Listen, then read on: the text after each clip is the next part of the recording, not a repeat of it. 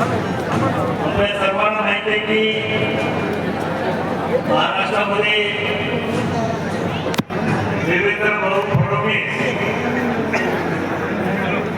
यांच्या नेतृत्वाखाली महायुतीचं शासन आहे। त्यामध्ये मुख्यमंत्री म्हणून एकनाथराव शिंदे असतील, उपमुख्यमंत्री म्हणून सुनेत्राताई अजितदादा पवार असतील, यांच्या मार्गदर्शनाखाली या सरकारचं कारभार चालू आहे। आणि 22 तारखेला स्वर्गीय अजितदादाची पहिली जयंती आपण साजरी केली।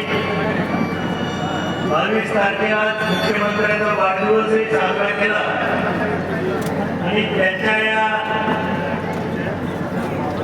समारंभाच्या निमित्तानं आज सर्वसामान्य जवळजवळ माजलगाव मतदारसंघातील 10 ते 15 हजार लोकांना विविध योजनेचा लाभ देण्यासाठी या शिबिरातून काम होणार आणि म्हणून मी याच्यासाठी सर्व अधिकाऱ्यांनी आपले एसडीएम असतील, तिन्ही तहसीलदार, तिन्ही गट विकास अधिकारी, कृषी अधिकारी, आरोग्य विभागाचे अधिकारी, सर्वच शासकीय अधिकारी आणि कर्मचाऱ्यांनी एक मिशन मोड मध्ये जाऊन जास्तीत जास्त लाभार्थ्यांना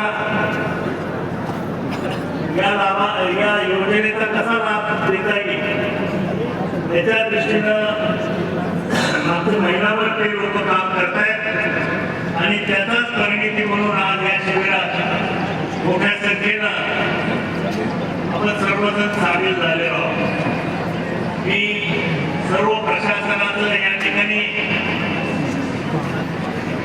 अभिनंदन करतो, आभार मानतो आणि यापुढे सुद्धा सर्वसामान्य